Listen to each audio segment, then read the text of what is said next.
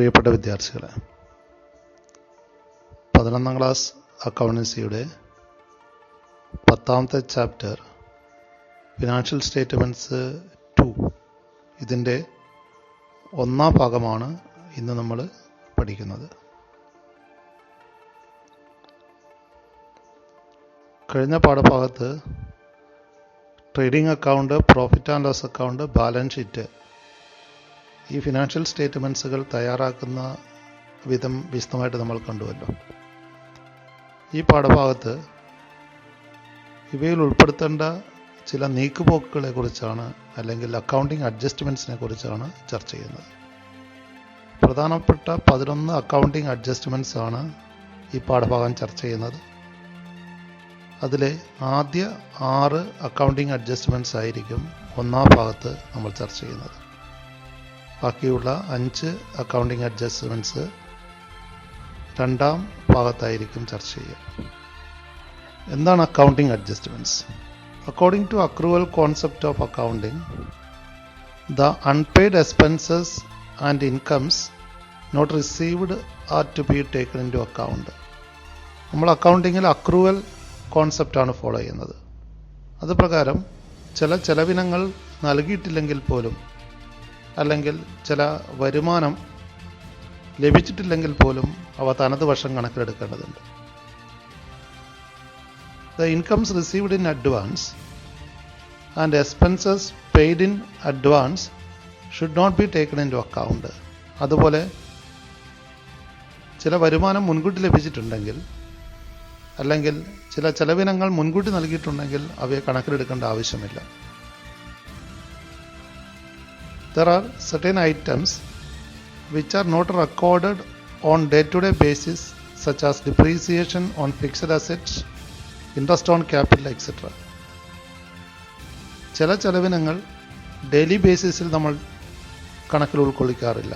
ഉദാഹരണമായിട്ട് depreciation, interest on capital മുതലായവ.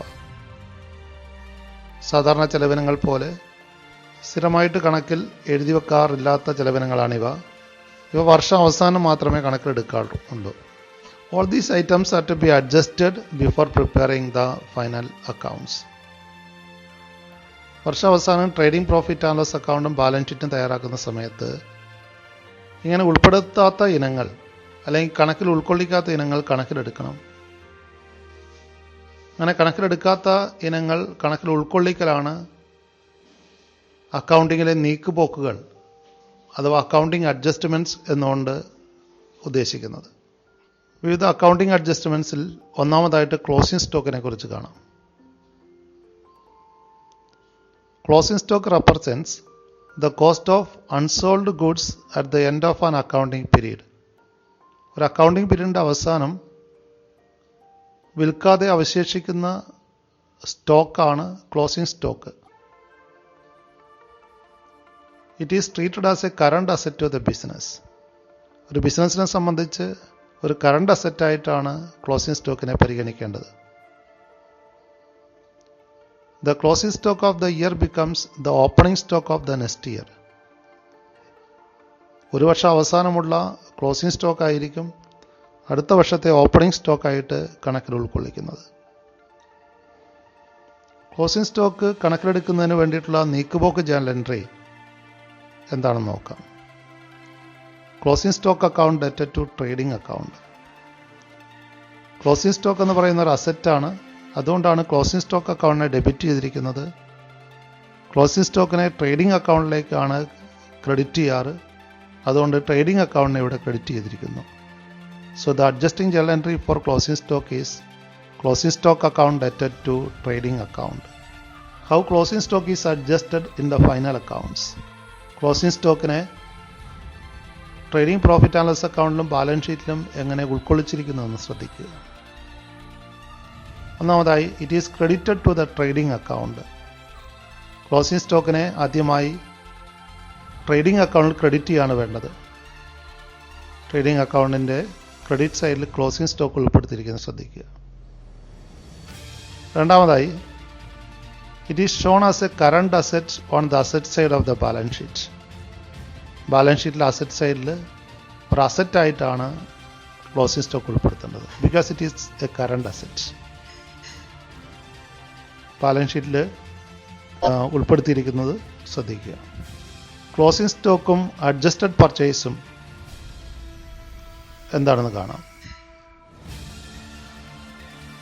Adjusted പർച്ചേസിനെ കുറിച്ചാണ് നമ്മളിവിടെ കാണുന്നത്. Closing stock may be taken into account before closing the ledger accounts, then it appears in the trial balance. Final account തയ്യാറാക്കുന്ന സമയത്തല്ലാതെ മുൻകൂട്ടി closing സ്റ്റോക്കിനെ കണക്കിലെടുക്കുന്ന സാഹചര്യങ്ങളുണ്ട്. Ledger അക്കൗണ്ടുകൾ ക്ലോസ് ചെയ്യുന്നതിന് മുന്നോടിയായി ക്ലോസിംഗ് സ്റ്റോക്ക് കണക്കിലെടുത്തിട്ടുണ്ടെങ്കിൽ അവ ഒരു ഇനമായിട്ട് ട്രയൽ ബാലൻസിൽ ഉൾപ്പെടുന്നതാണ്. Then closing stock is taken into account by passing the entry closing stock account dated to purchases account. ഈ സാഹചര്യത്തിൽ ക്ലോസിംഗ് സ്റ്റോക്കിനെ കണക്കിലെടുക്കാൻ വേണ്ടി ഇടുന്ന ജേണൽ എൻട്രിയിൽ ഒരു ചെറിയ മാറ്റമുണ്ട്.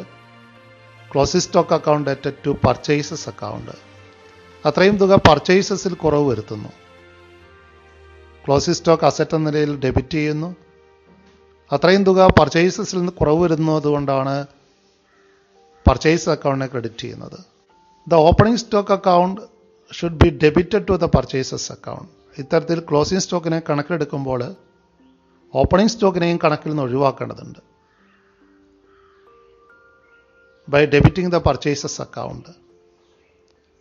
പർച്ചേസ് അക്കൗണ്ടിനെ ഡെബിറ്റ് ചെയ്തുകൊണ്ട് ഓപ്പണിംഗ് സ്റ്റോക്കിനെ ഒഴിവാക്കാൻ വേണ്ടിയുള്ള journal entry purchases account dated to opening stock എന്നുള്ളതാണ്. ഓപ്പണിംഗ് സ്റ്റോക്ക് പർച്ചേസസിൻ്റെ കൂടെ ആഡ് ചെയ്യുന്നതിന് തുല്യമാണിത്. അഡ്ജസ്റ്റഡ് പർച്ചേസസ് എന്ന് പറയുന്നത് ടോട്ടൽ പർച്ചേസിനോടൊപ്പം തന്നെ ഓപ്പണിംഗ് സ്റ്റോക്ക് ആഡ് ചെയ്യുകയും ക്ലോസിംഗ് സ്റ്റോക്ക് മൈനസ് ചെയ്യുകയും ചെയ്യലാണ്. ടോട്ടൽ പർച്ചേസിനോടുകൂടി ഓപ്പണിംഗ് സ്റ്റോക്ക് ആഡ് ചെയ്ത് ക്ലോസിംഗ് സ്റ്റോക്ക് മൈനസ് ചെയ്ത് ലഭിക്കുന്നതാണ് adjusted purchases. In this case closing stock need not be shown in the trading account. കാരണം പർച്ചേസസിൽ ഓപ്പണിംഗ് സ്റ്റോക്കും ക്ലോസിംഗ് സ്റ്റോക്കും അഡ്ജസ്റ്റ് ചെയ്ത് കഴിഞ്ഞതാണ്. അതുകൊണ്ട് ഇത്തരം സാഹചര്യങ്ങളിൽ ട്രേഡിംഗ് അക്കൗണ്ടിൽ ഓപ്പണിംഗ് സ്റ്റോക്കോ ക്ലോസിംഗ് സ്റ്റോക്കോ ഉൾപ്പെടുത്തേണ്ടതില്ല. ബാലൻസ് ഷീറ്റിൽ ക്ലോസിംഗ് സ്റ്റോക്ക് മാത്രം ഒരു അസറ്റായിട്ട് കാണിക്കുന്നു. That is the case of adjusted purchases. അടുത്തായി രണ്ടാമത്തെ അഡ്ജസ്റ്റ്മെൻ്റ് ആയിട്ടുള്ള ഔട്ട്സ്റ്റാൻഡിംഗ് എക്സ്പെൻസസുകളെ കുറിച്ച് കാണാം. കുടിശ്ശിക ചെലവുകളാണവ. തനത് വർഷം നൽകാൻ ബാക്കിയുള്ള ചെലവിനങ്ങളാണ് outstanding expenses. When expenses of an accounting period remain unpaid at the end of an accounting period, they are termed as outstanding expenses. തനത് വർഷം നൽകാൻ ബാക്കിയുള്ള ചെലവിനങ്ങളാണ് അല്ലെങ്കിൽ കുടിശ്ശിക വന്നിട്ടുള്ള ചെലവിനങ്ങളാണ് ഔട്ട്സ്റ്റാൻഡിംഗ് എക്സ്പെൻസസ്.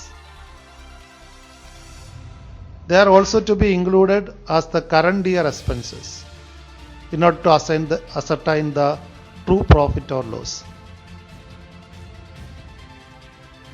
ഇവ നൽകിയിട്ടില്ലെങ്കിലും തനത് വർഷത്തെ ചെലവ് തന്നെയാണ്. അതുകൊണ്ട് തനത് വർഷത്തെ ലാഭനഷ്ടങ്ങൾ നിർണ്ണയിക്കണമെങ്കിൽ ഈ ചെലവ് കൂടെ പരിഗണിക്കേണ്ടതുണ്ട്, അല്ലെങ്കിൽ കണക്കിൽ ഉൾക്കൊള്ളിക്കേണ്ടതുണ്ട്. Here the adjusting journal entries concern expense account dated to outstanding expenses account. Outstanding എക്സ്പെൻസിനെ കണക്കിലെടുക്കാനുള്ള ജേണൽ എൻട്രിയാണ് concern expense account dated to outstanding expense account. ബന്ധപ്പെട്ട ചെലവിനത്തിന് ഡെബിറ്റ് കൊടുക്കുന്നു, കാരണം എക്സ്പെൻസ് ഇൻക്രീസ് ചെയ്യുന്നു. എന്നാൽ നൽകാനുള്ള കുടിശ്ശിക ചെലവ് ഒരു ബാധ്യതയാണ്. അതുകൊണ്ട് ഔട്ട്സ്റ്റാൻഡിംഗ് എക്സ്പെൻസ് അക്കൗണ്ടിനെ ക്രെഡിറ്റ് ചെയ്തിരിക്കുന്നു. ഫൈനൽ അക്കൗണ്ടിൽ ഔട്ട്സ്റ്റാൻഡിംഗ് എക്സ്പെൻസുകൾ എങ്ങനെ ഉൾക്കൊള്ളിക്കുമെന്ന് നോക്കാം. How outstanding expenses are shown in the final accounts. Firstly, it is added with concerned expense on the debit side of the trading profit and loss account. Trading profit and loss അക്കൗണ്ടിൽ ബന്ധപ്പെട്ട ചെലവിനത്തിൻ്റെ കൂടി add ചെയ്തിട്ടാണ് outstanding expense കാണിക്കേണ്ടത്. Trading profit and loss അക്കൗണ്ടിൽ എക്സ്പെൻസിൻ്റെ കൂടെ add ചെയ്തിരിക്കുന്ന ഔട്ട്സ്റ്റാൻഡിംഗ് എക്സ്പെൻസ് ശ്രദ്ധിക്കുക.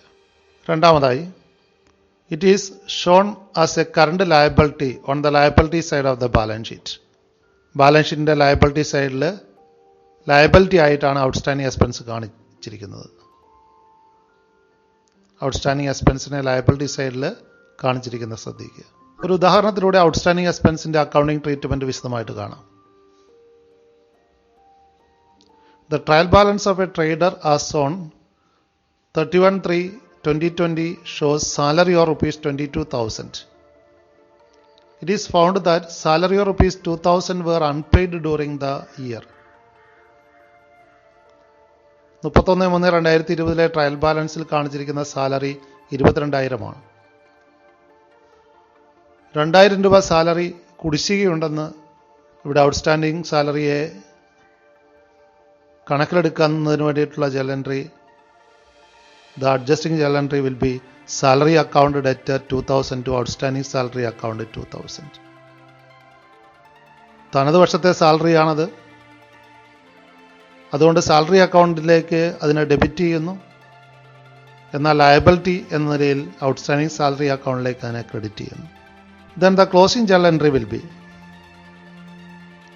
profit and loss account debtor 24,000 to salary account 24,000. 22,000 നൽകിയിട്ടുള്ളൂ. ഇനി 2,000 സാലറി കൂടി നൽകാനുണ്ട്. അതുകൊണ്ട് 24,000 സാലറിയും പ്രോഫിറ്റ് ആൻഡ് ലോസ് അക്കൗണ്ടിലേക്ക് ഡെബിറ്റ് ചെയ്യേണ്ടതുണ്ട്. അതിനുവേണ്ടി പാസ് ചെയ്യേണ്ട ക്ലോസിംഗ് ജേർണൽ എൻട്രി ആണ് profit and loss account debtor 24,000 to salary account 24,000. ഈ കുടിശ്ശിക ശമ്പളം എങ്ങനെ പ്രോഫിറ്റ് ആൻഡ് ലോസ് അക്കൗണ്ടിൽ കാണിച്ചിരിക്കുന്നതെന്ന് ശ്രദ്ധിക്കുക. സാലറി ട്രയൽ ബാലൻസിൽ കാണിച്ചിരിക്കുന്ന 22,000 ഇന്നർ കോളത്തിൽ കാണിച്ച് അഡ്ജസ്റ്റ്മെൻറ്റിലുള്ള ഔട്ട്സ്റ്റാൻഡിംഗ് സാലറി 2,000 ആഡ് ചെയ്തിരിക്കുന്നു. അങ്ങനെ നെറ്റ് സാലറി 24,000 ആണ് എമൗണ്ട് കോളത്തിൽ കാണിച്ചിരിക്കുന്നത്. തുടർന്ന് ബാലൻസ് ഷീറ്റിൽ ഔട്ട്സ്റ്റാൻഡിംഗ് സാലറിയെ എങ്ങനെ കാണിച്ചിരിക്കുന്നതെന്ന് ശ്രദ്ധിക്കുക. ബാലൻസ് ഷീറ്റിൻ്റെ ലയബിലിറ്റി സൈഡിൽ കുടിശ്ശികയായിട്ടുള്ള 2,000 രൂപ ഔട്ട്സ്റ്റാൻഡിംഗ് സാലറി ലയബിലിറ്റി സൈഡിൽ കാണിച്ചിരിക്കുന്നു. അടുത്തായിട്ട് പ്രീപെയ്ഡ് എക്സ്പെൻസ് എങ്ങനെ കണക്കിൽ ഉൾക്കൊള്ളിക്കുമെന്ന് നോക്കാം. മുൻകൂർ നൽകിയ ചെലവിനങ്ങളെയാണ് പ്രീപെയ്ഡ് എക്സ്പെൻസ് എന്ന് പറയുന്നത്. അവ തനത് വർഷത്തെ ചെലവുകളല്ല. ചില ചെലവിനങ്ങൾ മുൻകൂട്ടി നൽകിയിരിക്കുന്നതാണ്. Expenses paid in advance during an accounting period is called prepaid expenses. തനത് വർഷം മുൻകൂട്ടി അടച്ചിട്ടുള്ള ചെലവുകളാണ് prepaid expenses. Expenses which are paid in advance. They are paid during the current year but are the expenses of the next year. തനത് വർഷം നൽകിയിട്ടുള്ള ചെലവുകളാണെങ്കിലും അവ അടുത്ത വർഷത്തെ ചെലവുകളാണ്. അതുകൊണ്ട് ഈ വർഷത്തെ ചെലവിൽ നിന്നും അവയെ ഒഴിവാക്കേണ്ടതാണ്. They are also called unpaid expenses. Prepaid എക്സ്പെൻസുകളെ അൺപെയ്ഡ് എക്സ്പെൻസസ് എന്നിവിടെ വിളിക്കാറുണ്ട്. Here the adjusting journal entry is prepaid expenses account debtor to concerned expenses account. Prepaid എക്സ്പെൻസുകൾ ഒരു അസറ്റാണ്. അതുകൊണ്ട് പ്രീപെയ്ഡ് എക്സ്പെൻസുകളെ ഡെബിറ്റ് ചെയ്തിരിക്കുന്നു. എന്നാൽ അത് തനത് വർഷത്തെ ചെലവല്ലാത്തതിനാൽ അവിടെ എക്സ്പെൻസ് കുറയാൻ വേണ്ടിയിട്ട് കൺസേൺഡ് എക്സ്പെൻസിനെ ക്രെഡിറ്റ് ചെയ്തിരിക്കുന്നു. പ്രീപെയ്ഡ് എക്സ്പെൻസ് എങ്ങനെ ഫൈനൽ അക്കൗണ്ട്സിൽ കാണിക്കുന്നതെന്ന് ശ്രദ്ധിക്കാം. ആദ്യമായി it is deducted from the concerned expense on the debit side of the trading profit and loss account. Trading profit and loss അക്കൗണ്ടിൽ ബന്ധപ്പെട്ട ചെലവിനത്തിൽ നിന്നും കുറച്ചാണ് ഇത് കാണിക്കേണ്ടത്. ട്രേഡിംഗ് പ്രോഫിറ്റ് ആൻഡ് ലോസ് അക്കൗണ്ടിൽ എക്സ്പെൻസിൽ നിന്നും ലെസ് ചെയ്തിട്ട് പ്രീപെയ്ഡ് എക്സ്പെൻസ് കാണിച്ചിരിക്കുന്നത് ശ്രദ്ധിക്കുക. രണ്ടാമതായി it is shown as an asset on the asset side of the balance sheet. Balance ഷീറ്റിൻ്റെ അസറ്റ് സൈഡിലാണ് പ്രീപെയ്ഡ് എക്സ്പെൻസ് കാണിക്കേണ്ടത്. ബാലൻസ് ഷീറ്റിൻ്റെ അസറ്റ് സൈഡിൽ പ്രീപെയ്ഡ് എക്സ്പെൻസിൻ്റെ തുക കാണിച്ചിരിക്കുന്നത് ശ്രദ്ധിക്കുക. നമുക്കൊരു ഉദാഹരണത്തിലൂടെ അത് വിശദമാക്കാം. പ്രീപെയ്ഡ് എക്സ്പെൻസസിൻ്റെ അക്കൗണ്ടിംഗ് ട്രീറ്റ്മെൻറ്റ് ഒരു ഉദാഹരണത്തിലൂടെ പഠിക്കാം. The monthly rent of the shop to be paid by a business is ₹5,000. Trial balance of the business as on 31/3/2020 shows rent of ₹65,000. 5,000 രൂപ മാസ വാടകയിലാണ് ഷോപ്പ് പ്രവർത്തിക്കുന്നത്. 5000 വെച്ച് 12 മാസത്തേക്ക് 60,000 രൂപയാണ് വാടക നൽകേണ്ടത്. എന്നാൽ 65,000 രൂപ വാടക നൽകിയതായിട്ട് ഇവിടെ ട്രയൽ ബാലൻസിൽ കാണുന്നുണ്ട്.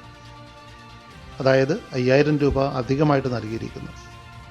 ഈ മുൻകൂർ നൽകിയിരിക്കുന്ന തുകയാണ് പ്രീപെയ്ഡ് റെൻ്റ് എന്ന് പറയുന്നത്. ഇതിൻ്റെ അക്കൗണ്ടിങ് ട്രീറ്റ്മെൻറ്റിലേക്ക് കടക്കാം. ഇവിടെ പാസ് ചെയ്യേണ്ട adjusting entry prepaid rent account debtor 5,000 to rent account 5,000. 5,000 രൂപ വാടക മുൻകൂർ നൽകിയതാണ്. അതുകൊണ്ട് തന്നെ ഒരു അസറ്റായിട്ട് പരിഗണിക്കണം. പ്രീപെയ്ഡ് റെൻ്റ് അക്കൗണ്ടിനെ ഡെബിറ്റ് ചെയ്തിരിക്കുന്നു. എന്നാൽ അത് തനത് പക്ഷത്തെ റെൻ്റ് അല്ലാത്തതിനാൽ റെൻ്റ് അക്കൗണ്ടിൽ കുറവ് വരുത്താൻ വേണ്ടിയിട്ട് റെൻ്റ് അക്കൗണ്ടിനെ ക്രെഡിറ്റ് ചെയ്തിരിക്കുന്നു. ഇവിടെ 60,000 രൂപ മാത്രമേ പ്രോഫിറ്റ് ആൻഡ് ലോസ് അക്കൗണ്ടിലേക്ക് ഡെബിറ്റ് ചെയ്യേണ്ടതുള്ളൂ. അതിനു വേണ്ടിയിട്ടുള്ള closing journal entry profit and loss account debtor 60,000 to rent account 60,000. Trial ബാലൻസിൽ 65,000 റെൻ്റ് ഉണ്ടെങ്കിലും 60,000 തനത് പക്ഷത്തേതേ ഉള്ളൂ. അതിനാൽ 60,000 രൂപ മാത്രമേ പ്രോഫിറ്റ് ആൻഡ് ലോസ് അക്കൗണ്ടിൽ ഡെബിറ്റ് ചെയ്യേണ്ടതുള്ളൂ. തുടർന്ന് പ്രോഫിറ്റ് ആൻഡ് ലോസ് അക്കൗണ്ടിൽ പ്രീപെയ്ഡ് റെൻ്റ് എങ്ങനെ കാണിച്ചിരിക്കുന്നത് ശ്രദ്ധിക്കുക. ട്രയൽ ബാലൻസിൽ കാണിച്ചിരിക്കുന്ന റെൻ്റ് 65,000 ഇന്നർ കോളത്തിൽ കാണിക്കുന്നു. അതിൽ നിന്നും പ്രീപെയ്ഡ് ആയിട്ടുള്ള 5,000 രൂപ ലെസ് ചെയ്തിട്ട് 60,000 രൂപയാണ് എമൗണ്ട് കോളത്തിൽ കാണിച്ചിരിക്കുന്നത്. Then how it appears in the balance sheet. Balance ഷീറ്റിൽ അസറ്റായിട്ടാണ് ഇതിനെ കാണിക്കേണ്ടത്. പ്രീപെയ്ഡ് റെൻ്റ് 5,000 രൂപ അസറ്റ് സൈഡിൽ കാണിച്ചിരിക്കുന്നു. നാലാമത്തെ അക്കൗണ്ടിങ് അഡ്ജസ്റ്റ്മെൻ്റ് ആണ് അക്രൂഡ് ഇൻകം. കുടിശ്ശിക വരുമാനമാണിത്. തനത് വർഷത്തെ വരുമാനമാണെങ്കിലും ലഭിക്കാനുള്ള തുകയാണ് accrued income. Income earned during the current accounting year but have not been actually received by the end of the same year is called accrued income. തനത് വർഷത്തെ വരുമാനമാണെങ്കിലും ലഭിക്കാതെ പോയിട്ടുള്ള തുകയാണ് അക്രൂഡ് ഇൻകം ആയിട്ട് പരിഗണിക്കുന്നത്. വരുമാനം കുടിശ്ശികയായിട്ട് ഉള്ളതാണ് accrued income. These are the incomes earned but not received during the current year. തനത് വർഷം ഏൺ ചെയ്ത വരുമാനമാണിത്, എന്നാൽ ലഭിച്ചിട്ടില്ല എന്നേ ഉള്ളൂ തുക. They are treated as asset to the business. ഒരു അസറ്റായിട്ടാണ് ഇവയെ പരിഗണിക്കേണ്ടത്. ഇവിടെ പാസ് ചെയ്യേണ്ട adjusting journal entry accrued income account ഡെറ്റഡ് ടു കൺസേൺഡ് ഇൻകം അക്കൗണ്ട്. ലഭിക്കാനുള്ള വരുമാനമായതിനാൽ അക്രൂഡ് ഇൻകം ഒരു അസറ്റായതിനാൽ ഡെബിറ്റ് ചെയ്യുന്നു. ബന്ധപ്പെട്ട ഇൻകം വർദ്ധിപ്പിക്കേണ്ടതുണ്ട്. അക്രൂഡ് ഇൻകത്തെ വർദ്ധിപ്പിക്കുന്നു. അതുകൊണ്ട് ബന്ധപ്പെട്ട ഇൻകത്തെ ക്രെഡിറ്റ് ചെയ്തിരിക്കുന്നു. So the adjusting journal entry will be accrued income account ഡെറ്റഡ് ടു കൺസേൺഡ് ഇൻകം അക്കൗണ്ട്. അക്കൗണ്ടിൽ അക്രൂഡ് ഇൻകത്തെ എങ്ങനെ പരിഗണിക്കുന്നു എന്ന് നമുക്ക് നോക്കാം. ആദ്യമായി it is added to concerned income on the credit side of the profit and loss account. Profit and loss അക്കൗണ്ടിൽ ബന്ധപ്പെട്ട ഇൻകത്തോടുകൂടി ആഡ് ചെയ്തിട്ടാണ് ഇതിനെ കാണിക്കേണ്ടത്. ഇൻകത്തോടുകൂടി അക്രൂഡ് ഇൻകം ആഡ് ചെയ്തിരിക്കുന്നത് ശ്രദ്ധിക്കുക. പ്രോഫിറ്റ് ആൻഡ് ലോസ് അക്കൗണ്ടിൻ്റെ ക്രെഡിറ്റ് സൈഡിൽ ബന്ധപ്പെട്ട ഇൻകത്തോടുകൂടി ആഡ് ചെയ്തിട്ടാണ് അക്രൂഡ് ഇൻകം കാണിക്കേണ്ടത്. രണ്ടാമതായി it is shown as an asset in the balance sheet. Balance ഷീറ്റിൽ ഒരു അസറ്റായിട്ടാണ് ഇതിനെ കാണിക്കേണ്ടത്. അക്രൂഡ് ഇൻകം ബാലൻസ് ഷീറ്റിൽ കാണിച്ചിരിക്കുന്നത് ശ്രദ്ധിക്കുക. അസറ്റ് സൈഡിൽ കുടിശ്ശികയുള്ള വരുമാനം മാത്രം അസറ്റായിട്ട് കാണിച്ചിരിക്കുന്നു. അക്രൂഡ് ഇൻകത്തിൻ്റെ അക്കൗണ്ടിങ് ട്രീറ്റ്മെൻറ്റ് ഒരു ഉദാഹരണത്തിലൂടെ നമുക്ക് കാണാം. Business has an investment of rupees 20,000 bearing interest of 10% per annum as on 1/4/2019. The trial balance as on 31/3/2020 shows interest received as rupees 1,500. 20,000 രൂപ ഇൻവെസ്റ്റ്മെൻ്റ് ഉണ്ട്. അതിന് 10% പ്രതിവർഷ പലിശ ലഭിക്കുന്നുണ്ട്. എന്നാൽ ട്രയൽ ബാലൻസിൽ പലിശ ഇനത്തിൽ കാണുന്നത് 1500 രൂപ മാത്രമാണ്. 20,000-ന് 10% വെച്ച് 2000 രൂപ പലിശ ലഭിക്കേണ്ടതാണ്. എന്നാൽ 1500 മാത്രമേ കിട്ടിയിട്ടുള്ളൂ. അതിൻ്റെ അർത്ഥം 500 രൂപ കുടിശ്ശികയാണ്. ഇവിടെ പാസ് ചെയ്യേണ്ട adjusting entry accrued interest account ഡെറ്റഡ് ടു ഇൻട്രസ്റ്റ് അക്കൗണ്ട് എന്നുള്ളതാണ്. അക്രൂഡ് ഇൻട്രസ്റ്റ് ലഭിക്കാനുള്ള ഇൻട്രസ്റ്റ് ആണ്. അതുകൊണ്ട് ഒരു അസറ്റ് ആയതിനാൽ അക്രൂഡ് ഇൻട്രസ്റ്റിനെ ഡെബിറ്റ് ചെയ്തിരിക്കുന്നു. അത് ഇൻട്രസ്റ്റിനെ വർദ്ധിപ്പിക്കുന്നു, വരുമാനം വർദ്ധിപ്പിക്കുന്നു. അതുകൊണ്ട് ഇൻട്രസ്റ്റ് അക്കൗണ്ടിനെ ക്രെഡിറ്റ് ചെയ്തിരിക്കുന്നു. So the adjusting journal entry will be accrued interest account debtor 500 to interest account 500. ഇവിടെ പാസ് ചെയ്യേണ്ട closing journal entry interest account debtor 2000 to profit and loss account 2000 ആണ്. 1500 ലഭിച്ചതും 500 ലഭിക്കാനുള്ളതും കൂടെ ചേർത്ത് 2000 രൂപ ഇൻട്രസ്റ്റ് അക്കൗണ്ടിലുള്ള തുക പ്രോഫിറ്റ് ആൻഡ് ലോസ് അക്കൗണ്ടിലേക്ക് ക്രെഡിറ്റ് ചെയ്യുന്നു. So the closing journal entry will be interest account debtor 2000 to profit and loss account 2000. Profit and loss അക്കൗണ്ടിൽ accrued ഇൻകത്തെ എങ്ങനെ കാണിക്കുന്നു എന്ന് ശ്രദ്ധിക്കുക. ക്രെഡിറ്റ് സൈഡിൽ ലഭിച്ച പലിശയായിട്ടുള്ള 1500 ഇന്നർ കോളത്തിൽ കാണിച്ച് അതിൻ്റെ കൂടി അക്രൂഡ് ആയിട്ടുള്ള 500 രൂപ ആഡ് ചെയ്തിട്ട് 2000 രൂപയാണ് ഇൻകമായിട്ട് ഉൾപ്പെടുത്തിയിരിക്കുന്നത്. ദെൻ ബാലൻസ് ഷീറ്റിൽ ഇതെങ്ങനെയാണ് കാണിക്കേണ്ടത്? ബാലൻസ് ഷീറ്റിൽ അസറ്റായിട്ടാണ് അക്രൂഡ് ഇൻട്രസ്റ്റ് കാണിക്കേണ്ടത്.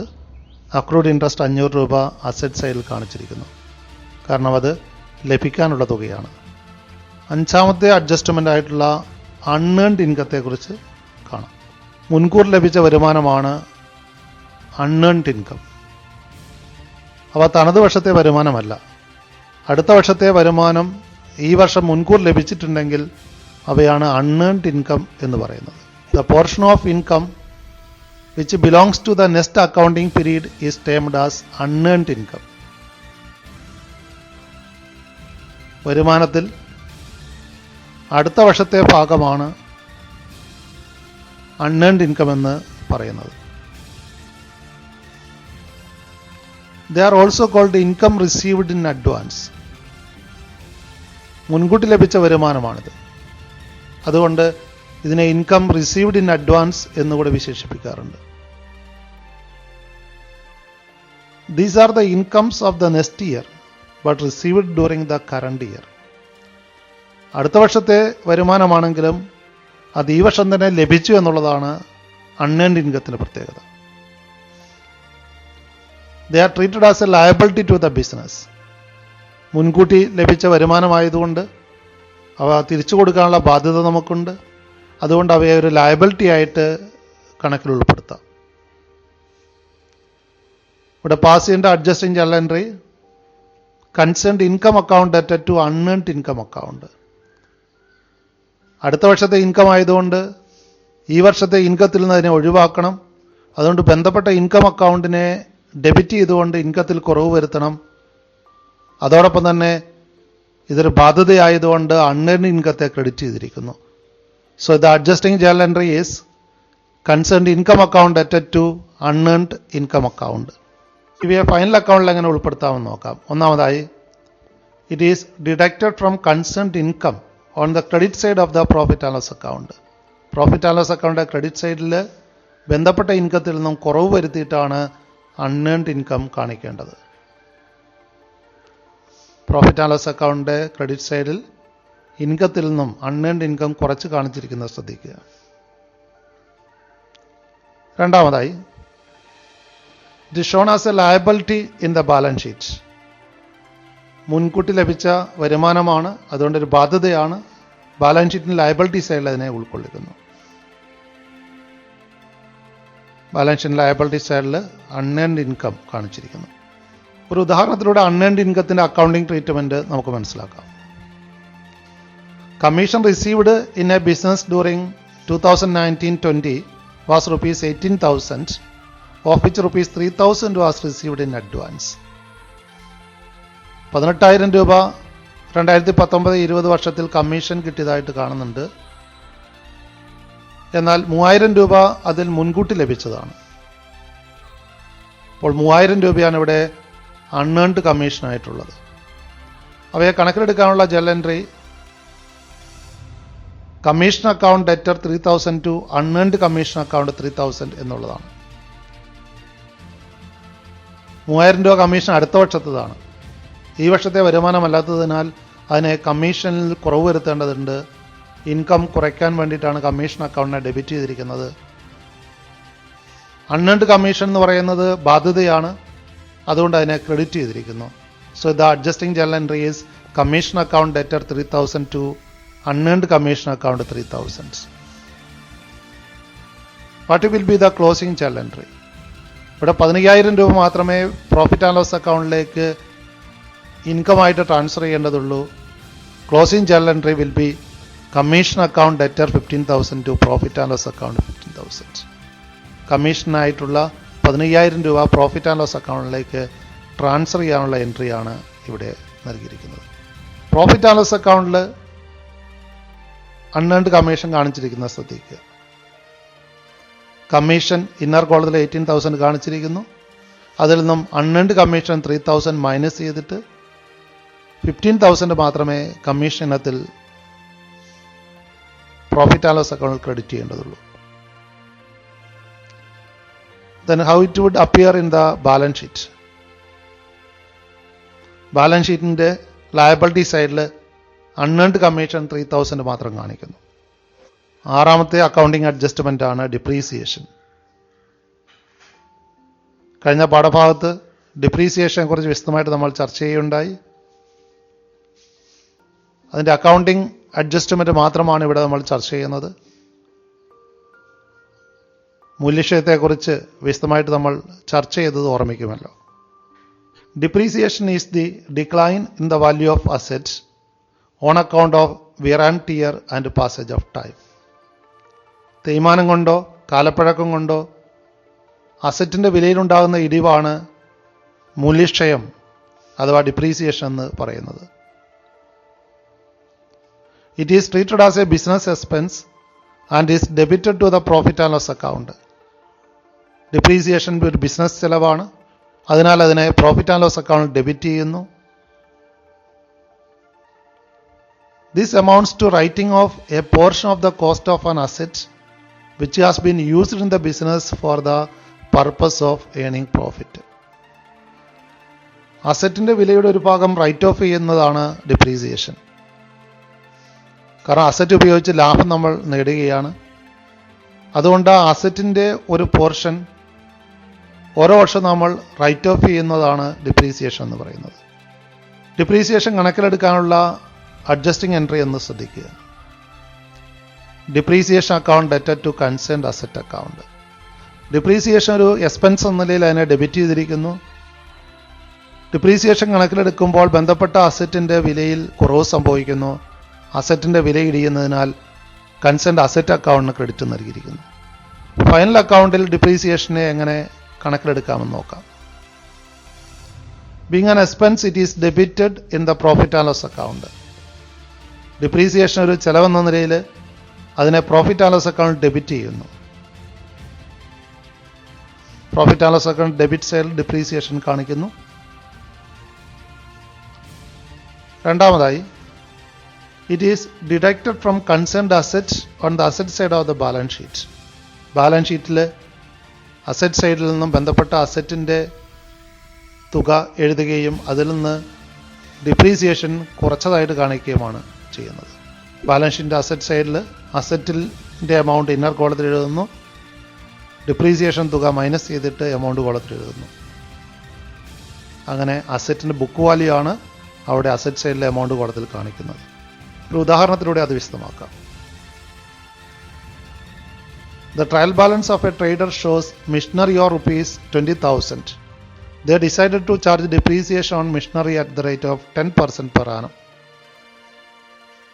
ട്രയൽ ബാലൻസിൽ 20,000 ആണ് മെഷീനറിയുടെ വിലയായിട്ട് കാണിച്ചിരിക്കുന്നത്. അതോടൊപ്പം തന്നെ 10% ഡിപ്രീസിയേഷൻ ചാർജ് ചെയ്യാൻ നിർദ്ദേശിച്ചിരിക്കുന്നു. അസറ്റിൻ്റെ വാല്യൂ 20,000 ആണ്, അതിൻ്റെ 10% ഉള്ള 2,000 ആണ് അവിടെ ഇയർലി ഡിപ്രീസിയേഷൻ കണക്കിലെടുക്കേണ്ടത്. So the adjusting journal entry will be depreciation account debtor 2002, machinery account 2000. Depreciation ഒരു എക്സ്പെൻസ് നിലയിൽ 2000 രൂപ ഡെബിറ്റ് ചെയ്തിരിക്കുന്നു. മിഷണറി അക്കൗണ്ടിൽ കുറവ് വന്നതിനാൽ, മിഷണറിയുടെ വിലയിടിവ് സംഭവിച്ചതിനാൽ മിഷണറി അക്കൗണ്ടിനെ ക്രെഡിറ്റ് ചെയ്തിരിക്കുന്നു. അസറ്റ് ഡിക്രീസ് ചെയ്തു, മിഷണറി അക്കൗണ്ടിനെ അതിനാൽ ക്രെഡിറ്റ് ചെയ്തിരിക്കുന്നു. ഇവിടെ എന്താണ് ക്ലോസിംഗ് എൻട്രി എഴുതേണ്ടത്? ഡിപ്രീസിയേഷനെ profit and loss account debit ചെയ്യാനുള്ള എൻട്രിയാണത്. Profit and loss account debtor 2002, depreciation account 2000. അടുത്തായിട്ട് അതിനെ പ്രോഫിറ്റ് ആൻഡ് ലോസ് അക്കൗണ്ടിൽ എങ്ങനെ ഉൾക്കൊള്ളിക്കുമെന്ന് നോക്കാം. മിഷണറി ഡിപ്രീസിയേഷനുള്ള 2000 റുപ്പീസ് എക്സ്പെൻസ് ആയിട്ട് ഡെബിറ്റ് ചെയ്തിരിക്കുന്നത് ശ്രദ്ധിക്കുക. തുടർന്ന് തന്നെ ബാലൻസ് ഷീറ്റിൽ കാണിച്ചിരിക്കുന്നത് ശ്രദ്ധിക്കുക. ബാലൻസ് ഷീറ്റിൻ്റെ അസറ്റ് സൈഡിൽ മിഷണറിയുടെ എമൗണ്ട് 20,000 നിന്നും ലെസ് ഡിപ്രീസിയേഷൻ 2000, 2000 രൂപ ഡിപ്രീസിയേഷൻ കുറച്ച് 18,000 രൂപ ബുക്ക് വാല്യൂ ആണ് മിഷണറിക്ക് കാണിച്ചിരിക്കുന്നത്.